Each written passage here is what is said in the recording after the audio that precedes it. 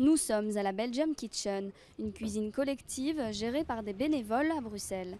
Depuis 5 mois, ils préparent chaque jour des repas pour les migrants qui dorment dans un parc de la capitale belge. Ces volontaires ont commencé par servir de la nourriture à Calais il y a plus d'1 an. Aujourd'hui, ils constatent que la situation ne fait que se répéter. Au début, quand on donnait des repas, il y avait 200 personnes, ça arrive à 650 personnes. C'est franchement critique. À la fin, ils n'ont plus de solution. Ils se retrouvent dans un parc en disant ouais, ils sont vraiment perdus en ne sachant pas où aller.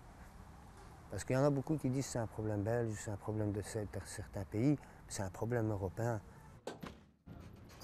Ici, la plupart des migrants viennent du Soudan et d'Érythrée et aimeraient rejoindre l'Angleterre. Mais après de longs mois d'exil et une longue traversée en Libye, cet homme ne souhaite qu'une chose, pouvoir s'installer en Belgique. Je souffre beaucoup.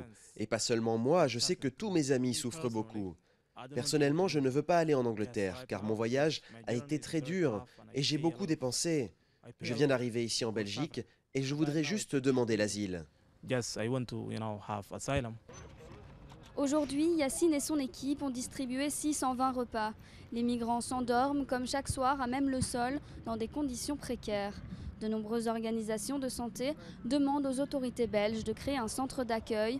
C'est notamment le cas de Médecins du Monde qui se rend au parc 2 fois par semaine. Il y a des solutions, il y a des bâtiments vides juste à côté du parc, il y a des acteurs qui pourraient être des acteurs intéressés, type Croix-Rouge ou autre. Donc quelque part tout le mécanisme, tous les outils sont là pour que cette solution soit mise en place.